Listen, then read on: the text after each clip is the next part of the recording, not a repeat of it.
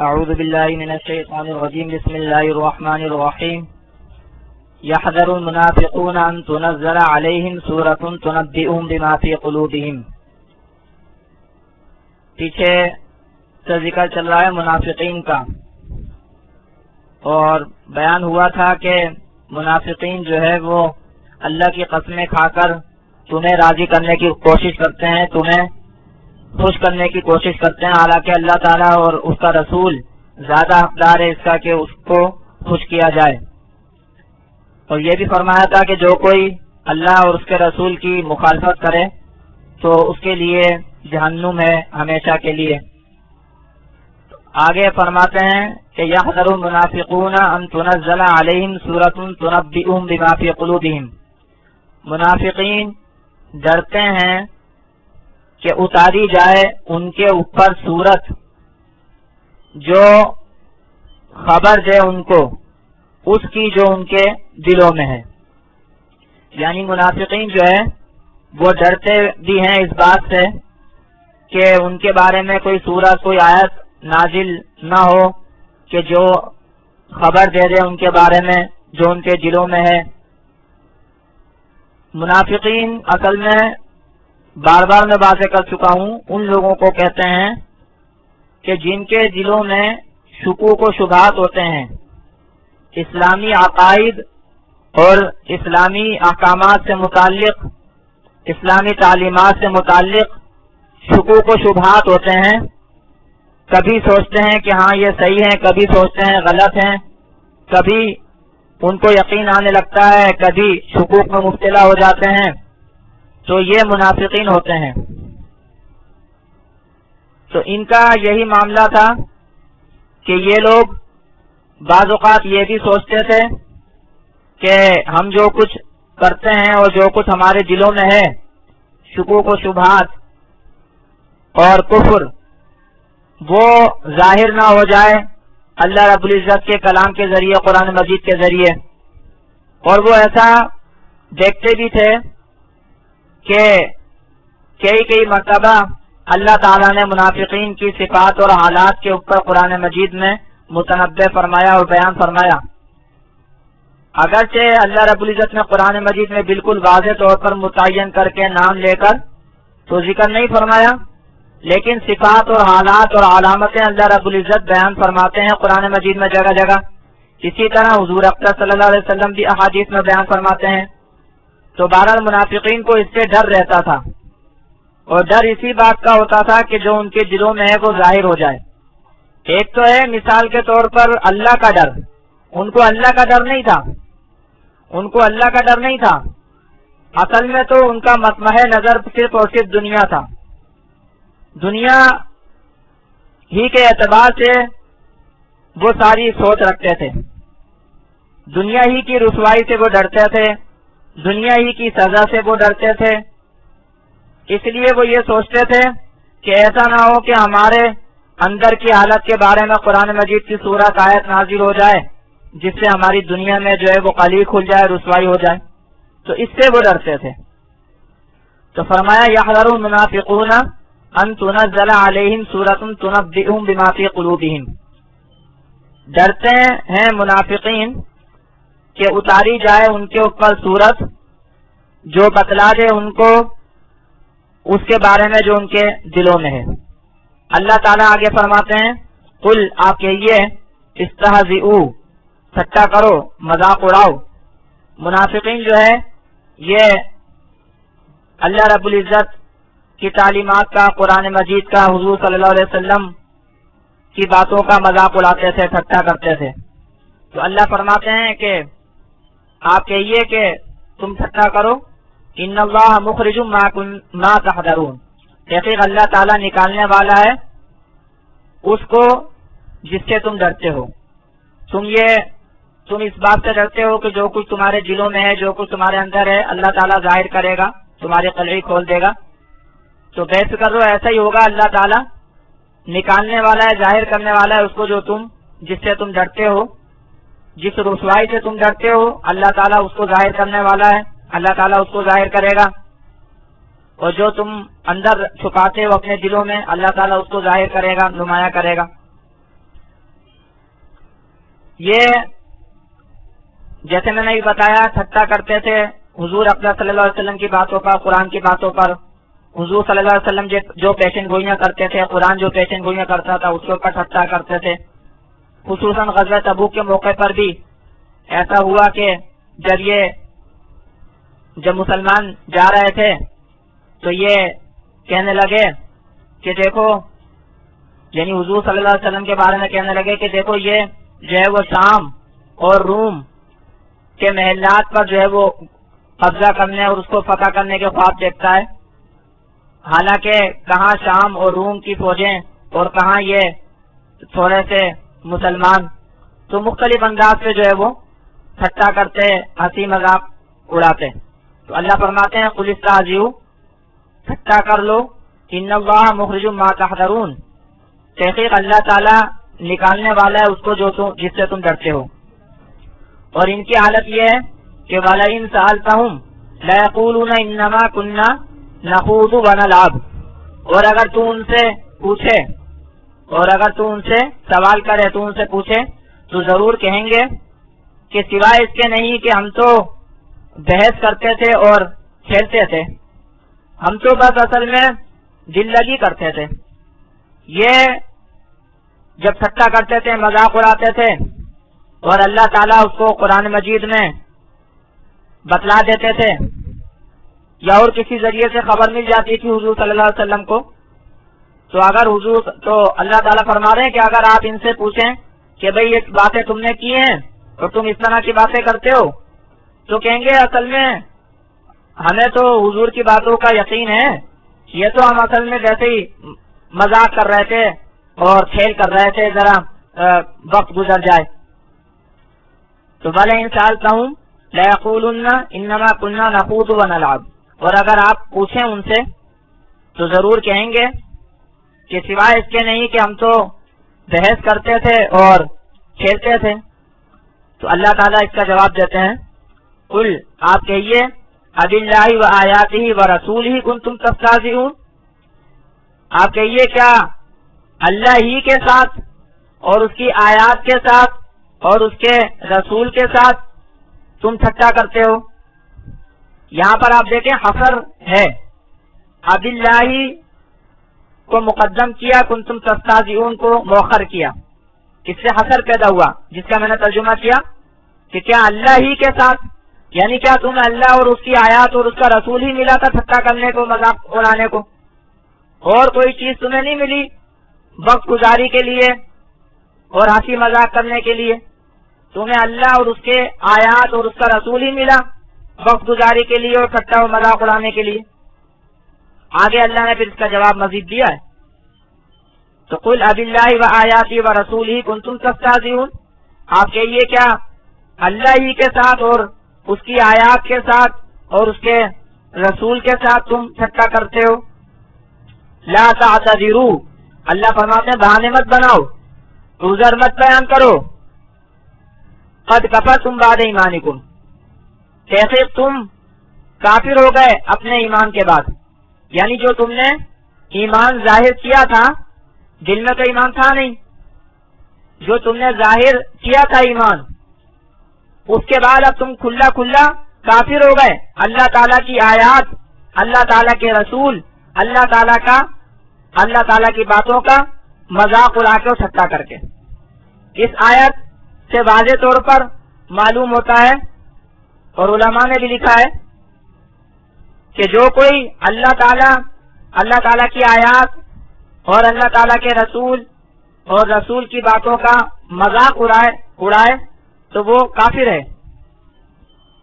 تو بھلے سے ظاہر میں مسلمان ہوا، لیکن اگر اللہ تعالیٰ اور اللہ تعالیٰ کی آیات اس کے رسول کا ٹھٹا کرے گا، مذاق اڑائے گا، تو کافر ہو جائے گا.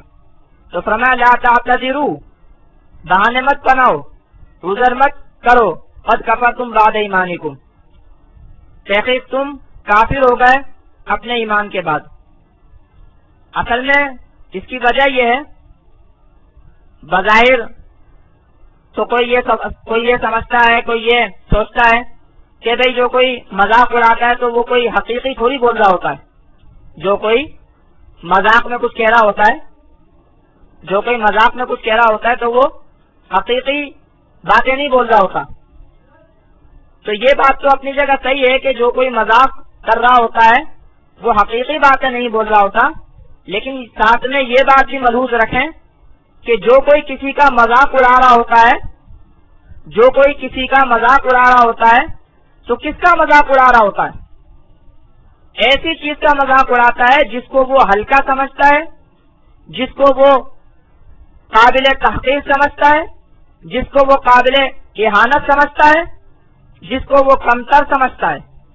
تو اب آپ بتائیں کہ اللہ اور اس کی آیات اور اس کا رسول کیا کمتر ہے، کیا حقیر ہے، کیا قابل اہانت ہے؟ اللہ تعالیٰ اور اس کی آیات اور اس کے رسول عظیم ہے. تو ان کا مذاق اڑانا یعنی ان کی توہین کرنا، ان کی اہانت کرنا. تو جو اللہ تعالیٰ کی اہانت کرے گا، اس کی آیات کی اہانت کرے گا، اس کے رسول کی اہانت کرے گا تو ظاہر سی بات ہے کہ وہ کافر ہوگا. اس کا مطلب یہ کہ اللہ تعالیٰ پر اور اللہ تعالیٰ کی آیات پر، اس کے رسول پر اس کا ایمان و یقین نہیں ہے.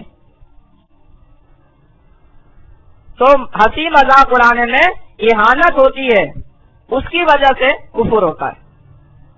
تو فرمایا لا تعتذروا، عذر مت کرو، قد کفرتم بعد ایمانکم، تحقیق تم کافر ہو گئے اپنے ایمان کے بعد. اپنے ایمان کے بعد یعنی جو تم نے ایمان ظاہر کیا ہوا تھا اس کے بعد تم کلم کلّا کافر ہو گئے. ان نعفو عن طائفۃ منکم نعذب طائفۃ بانہم کانوا مجرمین. اور آگے اس کا انجام بتاتے ہیں کہ اگر ہم معاف کر دیں تم میں سے ایک جماعت کو تو عذاب دیں گے ہم ایک جماعت کو اس سبب سے کہ وہ مجرم تھے، گناہگار تھے. یعنی اب بھی ایسا ہے کہ ہو سکتا ہے کہ کچھ لوگ توبہ کرنے باز آ جائیں تو اللہ تعالیٰ ان کو معاف کر دیں گے، لیکن جو اپنے جرم میں اور گناہ میں برابر بڑھتے چلے جائیں تو ان کو اللہ تعالیٰ عذاب دے گا. اور یا دوسری تفسیر یہ ہے کہ منافقین کے گویا دو گروہ تھے. منافقین کے دو قسم کے لوگ تھے. ایک وہ جو اسلام کی چیزوں کا مذاق اڑاتے تھے اور ایک وہ جو مذاق نہیں اڑاتے تھے. تو جو مذاق نہیں اڑاتے تھے اللہ تعالیٰ ان کو اس مذاق اڑانے کا عذاب نہیں دے گا، ظاہر بات ہے انہوں نے مذاق نہیں اڑایا. تو باوجود یہ کہ وہ منافق ہیں، کافر ہیں، لیکن اللہ تعالیٰ ان کو یہ عذاب نہیں دے گا مذاق اڑانے کا، اس لیے کہ انہوں نے مذاق نہیں اڑایا. لیکن جن منافقین نے مذاق اڑایا اللہ تعالیٰ ان کو عذاب دے گا.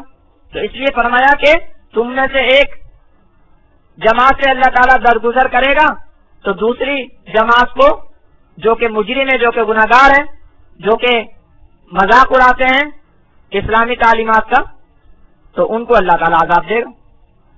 تو فرمایا ان نعفو عن طائفۃ منکم، اگر ہم معاف کر دیں تم میں سے ایک جماعت کو، نعذب طائفۃ، ہم عذاب دیں گے ایک جماعت کو بانہم کانوا مجرمین، اس سبب سے کہ وہ مجرم تھے، گناہگار تھے.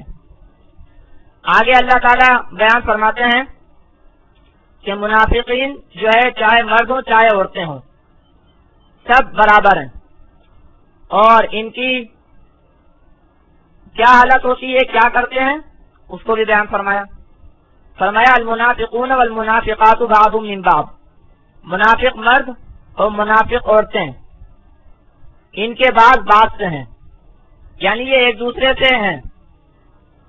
جس طرح انسانی معاشرے میں یہی ہوتا ہے، ایسا نہیں ہے کہ کسی چیز میں مرد مبتلا ہوتے ہیں تو عورتیں نہیں ہوتی، یا عورتیں ہوتی ہیں تو مرد نہیں ہوتے. انسان معاشرے کے اعتبار سے رہتا ہے، اس لیے ایک دوسرے کی خرابیاں ایک دوسرے میں جاتی ہیں، ایک دوسرے کی اچھائیاں ایک دوسرے میں جاتی ہیں. مردوں میں کچھ اچھائیاں ہوں گی تو وہ عورتوں میں جائیں گی، عورتوں میں اچھائیاں ہوں گی مردوں میں جائیں گی، مردوں میں کچھ خرابیاں ہوں گی وہ عورتوں میں صلاحیت کریں گی، عورتوں میں خرابیاں ہوں گی وہ مردوں میں صلاحیت کریں گی. ایک دوسرے کے ساتھ رہتے ہیں لہذا ایک دوسرے سے متاثر ہوتے ہیں.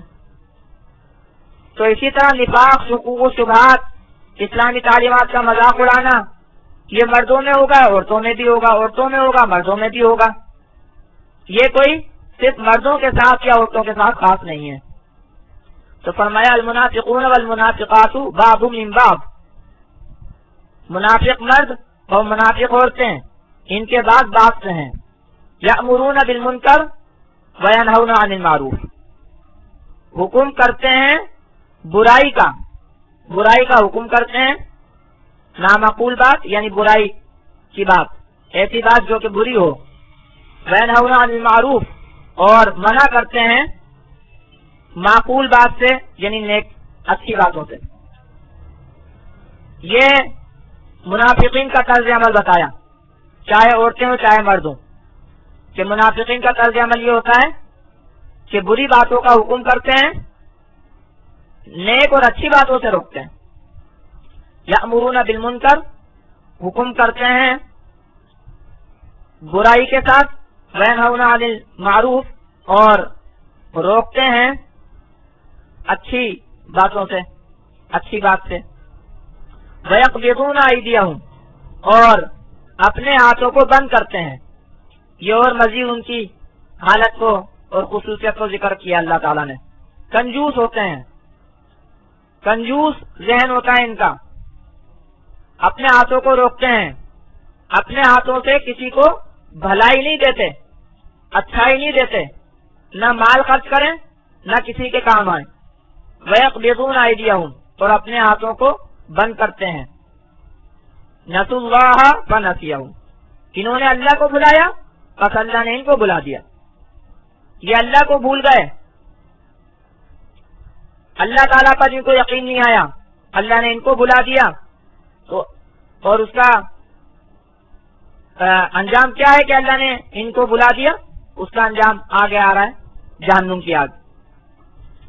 آگے فرماتے ہیں ان المنافقین هم الفاسقون، تحقیق منافقین ہی فاسق ہیں، گناہگار ہیں، نافرمان ہیں. بظاہر تو مسلمان ہوتے ہیں، ظاہری طور پر تو اسلام کا کلمہ پڑھتے ہیں، لیکن حقیقت میں فاسق ہیں، حقیقت میں نافرمان ہیں. ان المنافقین هم الفاسقون، تحقیق منافقین ہی نافرمان ہیں.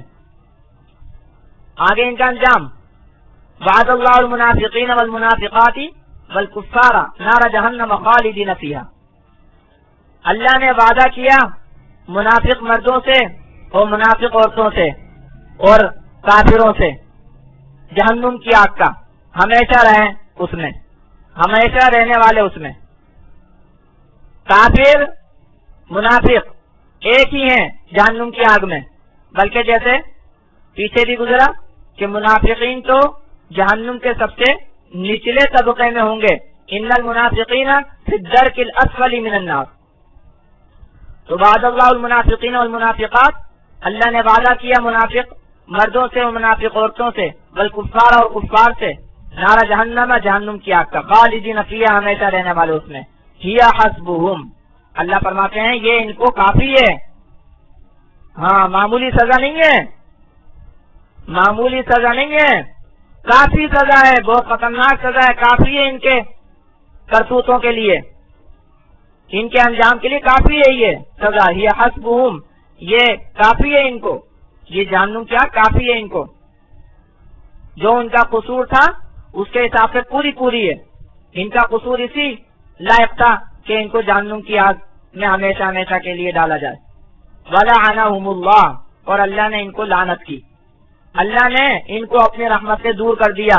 وَلَهُمْ عَذَابٌ مُقِيمٌ، اور ان کے لیے عذاب ہے دائم، ہمیشہ رہنے والا، پائیدار عذاب، ہمیشہ رہنے والا عذاب ہے ان کے لیے. آگے اللہ تعالیٰ مثال سے واضح فرماتے ہیں، آگے اللہ تعالیٰ مثال سے واضح فرماتے ہیں کہ دیکھو پہلے بھی ایسا ہو چکا ہے، ان سے پہلے بھی ایسے لوگ گزرے ہیں جو مال میں، قوت میں، طاقت میں زیادہ تھے، لیکن جب انہوں نے نبیوں کو جھٹلایا، ایمان نہیں لائے، تو ان کے ساتھ اللہ نے کیا کیا؟ تو ان کے ساتھ بھی ویسا ہو سکتا ہے. تو فرمایا کالذین من قبلکم، جیسے وہ لوگ جو تم سے پہلے ہوئے، کانوا اشد منکم قوۃ، تھے زیادہ سخت تم سے قوت میں، واکثر اموالا واولادا، اور تھے زیادہ مال میں اور اولاد میں، طاقت میں تم سے زیادہ سخت تھے، مال اور اولاد میں تم سے زیادہ تھے، ان کے پاس مال اور اولاد تم سے زیادہ تھی، طاقت تم سے زیادہ تھی، پھر کیا ہوا؟ فاستمتعوا بخلاقہم، بس انہوں نے فائدہ اٹھایا اپنے حصے کے ساتھ، فاستمتعتم بخلاقکم، بس تم نے فائدہ اٹھایا اپنے حصے کے ساتھ، کما استمتع الذین من قبلکم بخلاقہم، جیسے کہ فائدہ اٹھایا ان لوگوں نے جو تم سے پہلے ہوئے اپنے حصے کے ساتھ، جیسے کہ انہوں نے اپنے حصے کے ساتھ فائدہ اٹھایا۔ یہاں تشبیہ دیکھیں آپ، دوبارہ ذکر کی ہے یہ بتانے کے لیے کہ جیسے انہوں نے دنیاوی اسباب کو غلط استعمال کیا، غلط ان سے فائدہ اٹھایا، ایسے ہی تم بھی دنیاوی اسباب کو غلط استعمال کرتے ہو، اس سے غلط فائدہ اٹھاتے ہو۔ اس لیے اللہ تعالیٰ نے اس کو دوبارہ ذکر فرمایا کہ جیسے کہ فائدہ اٹھایا ان لوگوں نے جو تم سے پہلے ہوئے اپنے حصے کے ساتھ، تو تم نے بھی ویسا ہی فائدہ اٹھایا، تم نے بھی ویسا ہی فائدہ اٹھایا جیسے کہ انہوں نے فائدہ اٹھایا۔ جیسے انہوں نے دنیاوی اسباب کو ایمان کے لیے استعمال نہیں کیا، حق کے لیے استعمال نہیں کیا، ایسے ہی تم نے بھی دنیاوی اسباب کو ایمان اور حق کے لیے استعمال نہیں کیا۔ تو فرمایا کالذین من قبلکم، جیسے کہ وہ لوگ جو تم سے پہلے ہوئے، کانوا اشد منکم، سے زیادہ سخت تم سے، قوتاً طاقت میں، واکثر اموالا واولادا، اور زیادہ تھے مال میں اور اولاد میں، فاستمتعوا بخلاقہم، بس فائدہ اٹھایا انہوں نے اپنے حصے کے ساتھ، فاستمتعتم بخلاقکم، بس فائدہ اٹھایا تم نے اپنے حصے کے ساتھ، کما استمتع الذین من قبلکم بخلاقہم، جیسے کہ فائدہ اٹھایا ان لوگوں نے جو تم سے پہلے ہوئے اپنے حصے کے ساتھ۔ تو انہوں نے جیسے دنیاوی اسباب کو غلط استعمال کیا، غلط فائدہ اٹھایا، ایسے ہی تم نے بھی دنیاوی اسباب کو جو اللہ نے تم کو دیے غلط فائدہ اٹھایا۔ وَخُذْتُمْ كَالَّذِي خَاضُوا، اور تم گھسے جیسے کہ وہ گھسے، تم نے بھی بحث کی جیسے کہ انہوں نے بحث کی، یعنی وہ بھی شکوک و شبہات نہیں پڑے رہے، تم بھی شکوک و شبہات نہیں پڑے رہے۔ وَخُذْتُمْ كَالَّذِي خَاضُوا، وہ بھی نبیوں کے ساتھ ٹھٹا اور مذاق اڑاتے رہے، تم بھی نبیوں کے ساتھ ٹھٹا اور مذاق اڑاتے رہے، یعنی تم بھی انہی چیزوں میں مصروف رہے اور گھسے رہے جن چیزوں میں وہ مصروف رہے اور گھسے رہے۔ وَخُذْتُمْ كَالَّذِي خَاضُوا، اور تم گھسے جیسے کہ وہ گھسے، یعنی جیسے وہ لوگ جن چیزوں میں وہ مصروف رہے اور خلط ملط رہے اور گھسے رہے، تم بھی انہی چیزوں میں لگے ہوئے ہو، جن چیزوں میں وہ لگے رہے انہی چیزوں میں تم لگے ہوئے ہو۔ وَخُذْتُمْ كَالَّذِي خَاضُوا، اور تم لگے رہے جیسے کہ وہ لگے رہے۔ اولئک حبطت اعمالهم فی الدنیا والآخرہ، یہ جو گھسنے کا لفظ ہے خُذْتُمْ خوض، اس کو کہنا مطلب گہرائی میں چلے جانا، یعنی جن چیزوں میں وہ لگے ہوئے ہیں انہی چیزوں میں تم لگے ہوئے ہو، اور مطلب گھسے ہوئے ہو، یعنی اتنا اندر گئے ہوئے ہو کہ تمہیں باہر کا ہوش ہی نہیں ہے، تمہیں یہ ہوش ہی نہیں ہے کہ تم کتنے اندر چلے گئے ہو نفاق میں اور شکوک و شبہات میں اور دینی تعلیمات کا نبیوں کا مذاق اڑانے میں۔ تو اس لیے خُذْتُمْ کا لفظ اللہ نے استعمال کیا ہے کہ یعنی تم ان چیزوں میں اتنے اندر چلے گئے ہو، اتنی گہرائی میں چلے گئے ہو، اتنے گھس گئے ہو کہ تمہیں باہر کا ہوش ہی نہیں ہے۔ وَخُذْتُمْ كَالَّذِي خَاضُوا، اور تم گھسے جیسے کہ وہ گھسے۔ اولئک حبطت اعمالهم فی الدنیا والآخرہ، یہ لوگ ان کے اعمال کھوئے گئے، بیکار ہو گئے دنیا میں اور آخرت میں۔ پھر کیا ہوا ان کے ساتھ؟ ان کے اعمال کام نہیں آئے، ان کو دنیا میں بھی ان کے اعمال بیکار ہو گئے، کوئی ان کو اچھا صلہ نہیں ملا اس کا، آخرت میں بھی بیکار، کوئی اچھا صلہ نہیں ان کے لیے اور نقصان اٹھانے والے ہوئے۔ اولئک حبطت اعمالهم فی الدنیا والآخرہ، یہ لوگ کھوئے گئے ان کے اعمال دنیا میں اور آخرت میں، بیکار ہو گئے ان کے اعمال دنیا میں اور آخرت میں۔ وَأُولَٰئِكَ هُمُ الْخَاسِرُونَ، اور یہی لوگ نقصان اٹھانے والے ہیں، خسارہ اٹھانے والے ہیں۔ آگے اللہ تعالیٰ مثال سے ذکر فرما رہے ہیں، پیچھے ذکر کیا تھا وہ لوگ جو تم سے پہلے ہوئے، تو آگے مثال دے رہے ہیں اس کی۔ فرمایا الم یاتہم نبأ الذین من قبلہم قوم نوح وعاد وثمود، کیا نہیں پہنچی ان کو ان لوگوں کی خبر جو ان سے پہلے ہوئے، نوح کی قوم اور عاد کی قوم، یہ نوح کی قوم اور عاد اور ثمود، اور ابراہیم کی قوم وقوم ابراہیم اور ابراہیم کی قوم، واصحاب مدین اور مدین والے، والمؤتفقات اور وہ کہ جن کی بستیاں الٹی گئیں۔ یہاں ذکر فرمایا نوح علیہ السلام کی قوم کا کہ دیکھو نوح علیہ السلام کی قوم کے ساتھ کیا ہوا، طوفان کے ساتھ ہلاک کی گئی، اور عاد کی جو قوم ہے یہ آندھی کے ساتھ ہلاک کی گئی، عاد قوم عاد، اور سمود قوم سمود یہ صیحہ یعنی کہ چنگھار چیخ کے ساتھ ہلاک کی گئی۔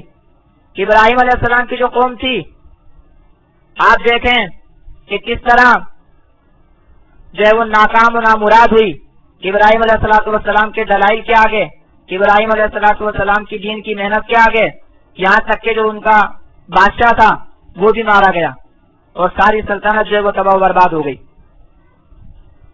اسی طرح مدین والے بھی ہلاک کیے گئے زلزلے سے اور چیخ سے، اور مؤتفقات وہ بستیاں جو الٹی گئیں، لوط علیہ السلام کی قوم کہ جن کی بستیوں کو الٹ دیا گیا، تہس نہس کر دیا گیا، ان کے اوپر پتھروں کی بارش کی گئی، ان کا ذکر تفصیل کے ساتھ پیچھے بھی گزر چکا ہے۔ تو فرمایا کہ کیا نہیں آئی ان کو خبر ان لوگوں کی جو ان سے پہلے ہوئے، نوح کی قوم اور عاد اور ثمود اور ابراہیم کی قوم اور مدین والے اور وہ بستیاں جو الٹی گئیں۔ آگے اللہ تعالیٰ مختصراً ان کا نقشہ کھینچ رہے ہیں۔ اتتہم رسلہم بالبینات، آئے ان کے پاس ان کے رسول دلیلوں کے ساتھ۔ دیکھیں ان کے رسول انہی میں سے آئے، ان کے رسول آئے ان کے پاس دلائل لے کر آئے تھے، ایسا نہیں ہے کہ دلائل نہیں تھے، سمجھنے کی کوئی چیز نہیں تھی، ایسا نہیں ہے، دلائل کے ساتھ آئے تھے، معجزات کے ساتھ آئے تھے، لیکن پھر بھی کیا ہوا، فما کان اللہ لیظلمہم، بس نہیں تھا اللہ تعالیٰ کے ظلم کرتا ان کو، ولکن کانوا انفسہم یظلمون، اور لیکن وہی اپنی جانوں پر ظلم کرتے رہے۔ کیا مطلب کہ اللہ تعالیٰ نے ان کو عذاب دیا، وہ عذاب اللہ تعالیٰ کی طرف سے کوئی ظلم نہیں تھا ان کے اوپر، اصل میں وہ خود ہی اپنے آپ پر ظلم کرتے رہے، نبیوں کو نہ مانا بلکہ نبیوں اور نبیوں کی تعلیمات کا مذاق اڑایا۔ تو اسی طرح منافقین کے ساتھ ہوگا۔ تو فرمایا اتتہم رسلہم بالبینات، آئے ان کے رسول ان کے پاس دلیلوں کے ساتھ، فما کان اللہ لیظلمہم، پس نہیں تھا اللہ کے ظلم کرتا ان کو، ولکن کانوا انفسہم یظلمون، لیکن وہ ہی اپنی جانوں پر ظلم کرتے رہے۔ اب یہاں اللہ تعالیٰ نے منافقین کا تفصیل کے ساتھ تذکرہ کیا، تو آگے اللہ تعالیٰ ایمان والوں کا ذکر فرما رہے ہیں۔ اللہ تعالیٰ ہمیں نفاق سے بچائے اور پکا ایمان نصیب فرمائے۔